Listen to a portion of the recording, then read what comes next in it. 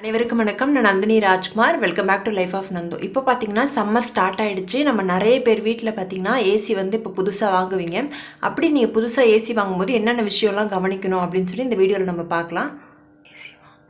First நீங்கள் AC வாங்கும்போது உங்களோட ரூமோட சைஸ் என்ன, நீங்கள் ரூமில் ஏசி போட போகிறீங்களா, ஹாலில் ஏசி போட போகிறீங்களா, அந்த மாதிரி நீங்கள் பார்த்துட்டு அதுக்கேற்ற மாதிரி டன் நீங்கள் சூஸ் பண்ணணும். ஒரு சின்ன சைஸ் ரூமாக இருந்துச்சு அப்படின்னா 1 டன் ஏசியே போதுமானதாக இருக்கும். இப்போ இதே ஹால் இல்லைனா பெரிய சைஸ் ரூமாக இருந்துச்சு அப்படின்னா 1.5 டன்லேருந்து 2 டன் ஏசி வரைக்கும் ஆகும். அதனால் ஃபஸ்ட்டு நீங்கள் எந்த இடத்துக்கு உங்களுக்கு ஏசி தேவைப்படுதுன்றதை ஃபிக்ஸ் பண்ணிக்கணும். அதுக்கப்புறம் நீங்கள் ஆன்லைனில் ஃபஸ்ட்டு செக் பண்ணிக்கோங்க ஏசி எந்த ஏசி நல்லாயிருக்குன்னு சொல்லி ஏசியோட ரேட்டிங்ஸ் எல்லாமே பார்த்துக்கோங்க. ஸ்டார் ரேட்டிங், அப்புறம் கம்ப்ரஸர், இந்த மாதிரி முக்கியமான விஷயங்கள்லாம் கவனித்து பார்த்துக்கணும். அதே மாதிரி பார்த்தீங்கன்னா ஏசி வாங்கும்போது பார்த்திங்கன்னா இந்த கம்ப்ரஸர் பற்றி கண்டிப்பாக தெரிஞ்சுக்கணும். அதாவது பார்த்திங்கன்னா காப்பர், அலுமினியம், அலாய், இந்த மாதிரி நிறைய கம்ப்ரஸர் டைப் வருது. இது பார்த்திங்கன்னா எங்கள் வீட்டில் இருக்குது பார்த்திங்கன்னா 100% காப்பர். இந்த காப்பர் கம்ப்ரஸர் கொஞ்சம் காஸ்ட்லியாக இருக்கும்.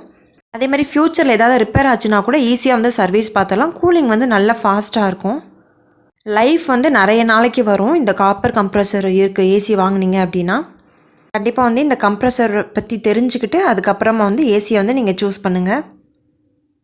நாங்கள் இந்த ஏசி வாங்கி பார்த்திங்கன்னா 7 இயர்ஸ் ஆகுது. 7 இயர்ஸ்க்கு முன்னாடி நாங்கள் ஃபஸ்ட்டு வாங்கின ஏசி பார்த்திங்கன்னா ப்ளூ ஸ்டாரில் ஒரு ஏசி வாங்கியிருந்தோம். அது பார்த்திங்கன்னா அலாய் கம்ப்ரஸர் இருந்தது. பட் அந்த டீலர் எங்ககிட்ட பார்த்திங்கன்னா காப்பர் அப்படின்னு சொல்லி ஏமாற்றி எங்ககிட்ட கொடுத்துட்டாங்க. ஆனால் இந்த மாதிரி வெளியில் ஸ்டிக்கர் எதுவுமே அதில் இல்லை, காப்பர் 100% காப்பர் அந்த மாதிரி எதுவுமே தெரியல. அதனால் நாங்களும் வாங்கிட்டு வீட்டில் ஃபிக்ஸ் பண்ணி ஒரு 3 டேஸ் யூஸ் பண்ணிக்கிட்டே இருந்தோம். அப்புறம் பார்த்திங்கன்னா ஒரு ஏசி மெக்கானிக்கை கூப்பிட்டு நாங்கள் உள்ளே செக் பண்ணும்போது பார்த்திங்கன்னா அது ஃபுல்லாக அலாய் மெட்டீரியல் தான், காப்பர் கிடையாது. அதுக்கப்புறம் அந்த டீலர்கிட்ட பேசி ரிட்டன் கொடுத்துட்டு அதுக்கப்புறமா பார்த்தீங்கன்னா ஷோரூமில் போய் இந்த லாய்டு வாங்கினோம் நாங்கள். அதனால் நீங்கள் கம்ப்ரஸரை பற்றி நல்லா செக் பண்ணிவிட்டு அதுக்கப்புறம் வாங்குங்க. இப்போ நீங்கள் ஒரு ஷோரூமுக்கு போய் ஏசியை சூஸ் பண்ணிட்டீங்க அப்படின்னா அந்த மாடல் நீங்கள் ஆன்லைன்லேயும் ஒரு டைம் செக் பண்ணிக்கோங்க. செக் பண்ணிவிட்டு ரேட்டு ஷோரூமை விட ஆன்லைனில் கம்மியாக இருந்துச்சு அப்படின்னா நீங்கள் அதை காட்டி உங்களோட அந்த ஷோரூமில் இருக்கவங்க கிட்ட நீங்கள் காட்டி ரேட்டை நீங்கள் கம்மி பண்ணி பேசி வாங்கலாம். நெக்ஸ்ட்டு பார்த்தீங்கன்னா ஸ்டார் ரேட்டிங், அதாவது 3 ஸ்டார் 5 ஸ்டார் அந்த மாதிரி இருக்குது. நீங்கள் 5 ஸ்டார் வாங்கிட்டீங்க அப்படின்னா உங்களுக்கு கரண்ட் பில் ரொம்ப கம்மியாக வரும். இப்போ ஏசி போட்டோம் அப்படின்னா கரண்ட் பில் அதிகமாக வரும். அதுக்கு 5 ஸ்டார் ரேட்டிங் அந்த மாதிரி போயிட்டீங்க அப்படின்னா உங்களுக்கு இபி பில் கம்மியாகும். நெக்ஸ்ட்டு பார்த்தீங்கன்னா ஏசியில் இன்வெர்ட்டர் டெக்னாலஜி இருக்கான்னு சொல்லி நீங்கள் பார்த்து வாங்கணும். ஏன்னா அந்த இன்வெர்ட்டர் டெக்னாலஜி இருந்துச்சு அப்படின்னா கண்டிப்பாக நீங்கள் ஏசி போட்டாலும் கரண்ட் பில் கொஞ்சம் கம்மியாக தான் வரும் உங்களுக்கு. இன்வெர்ட்டர் இருக்க ஏசியும் பார்த்தீங்கன்னா கொஞ்சம் காஸ்ட்லியாக இருக்கும். கண்டிப்பாக இதையும் செக் பண்ணி பார்த்து வாங்குங்க. அடுத்து பார்த்திங்கன்னா இந்த ஏசியில் யூஸ் பண்ணியிருக்க கேஸ் எக்கோ ஃப்ரெண்ட்லியாக இருக்கா அப்படின்னு சொல்லி செக் பண்ணி பார்க்கணும். இந்த ஏசிலேயே பார்த்திங்கன்னா போட்டிருப்பாங்க என்ன மாதிரியான கேஸ் அது எக்கோ ஃப்ரெண்ட்லியா அப்படின்னு சொல்லி போட்டிருப்பாங்க. இந்த மாதிரியான கேஸ் இருக்க ஏசி நம்ம யூஸ் பண்ணோம் அப்படின்னா நம்மளோட சுற்றுச்சூழலுக்கு கம்மியாக தான் தீங்கு விளைவிக்கும். அதனால் இதையும் பார்த்து நல்லா கேட்டு தெரிஞ்சுட்டு அதுக்கப்புறம் அந்த மாதிரியான ஏசியை சூஸ் பண்ணுறது நல்லது.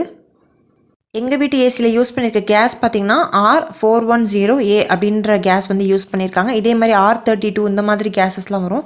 அது எல்லாமே நம்ம சுற்றுச்சூழலுக்கு கம்மியான தீங்கு விளைவிக்கும். இதுவும் தீங்கு விளைவிக்கும், ஆனால் அளவில் பார்த்திங்கன்னா கம்மியான அளவில் தீங்கு விளைவிக்கும். அதே மாதிரி ஏசிக்கு எத்தனை வருஷம் வாரண்ட்டி, கம்ப்ரஸருக்கு எத்தனை வருஷம் வாரண்ட்டி அப்படின்னு சொல்லி நல்ல டீலர்கிட்ட தெளிவாக கேட்டுக்கோங்க. மேக்ஸிமம் பார்த்திங்கன்னா என்டையர் ப்ராடக்ட் வாரண்ட்டி பார்த்திங்கன்னா 1 வருஷத்துக்கு வரும். அதுக்கப்புறம் கம்ப்ரஸருக்கு பார்த்திங்கன்னா 5 to 10 இயர்ஸ் வரும். அதாவது அந்த பிராண்டை பொறுத்து அந்த கம்ப்ரஸரோட வாரண்ட்டி மாறிட்டே இருக்கும். நீங்கள் அதெல்லாம் பார்த்து நல்லா செக் பண்ணி வாங்கிக்கோங்க. நெக்ஸ்ட்டு பார்த்திங்கன்னா இன்ஸ்டலேஷன் சார்ஜஸ் ஃப்ரீயா இல்லை அதுக்கு எதுவும் பே பண்ணுமா அப்படின்னு சொல்லி கேட்டுக்கோங்க. மேக்ஸிமம் பார்த்திங்கன்னா ஃப்ரீ இன்ஸ்டலேஷன் தான் பண்ணி தராங்க. இருந்தாலும் அதையும் ஒரு டைம் நல்லா தெளிவாக கேட்டுக்கோங்க. நெக்ஸ்ட்டு பார்த்திங்கன்னா ஸ்டெபிளைசர் நல்ல பிராண்டில் வாங்கிக்கோங்க.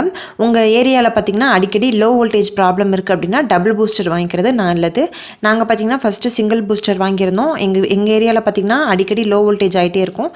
அதனால் திரும்ப அதை கொடுத்துட்டு நாங்கள் டபுள் பூஸ்டர் போட்டுக்கிட்டோம். அதுக்கப்புறம் எந்த மாதிரியான லோ வோல்டேஜ் பிரச்சனையும் ஏசியை பாதிக்கல.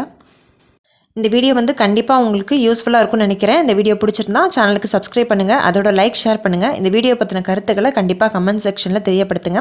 ஏசி வாங்கும்போது வேறு ஏதாவது விஷயம் கவனிக்க வேண்டியிருக்கு அப்படின்னா அதையும் கண்டிப்பாக கமெண்ட் செக்ஷனில் சொல்லுங்கள், நானும் தெரிஞ்சுக்கிறேன். மற்ற சப்ஸ்கிரைபர்ஸும் பார்த்து தெரிஞ்சுக்குவாங்க. கண்டிப்பாக உங்களை இன்னொரு நல்ல வீடியோவில் சந்திக்கிறேன். தேங்க்ஸ் ஃபார் வாட்சிங்.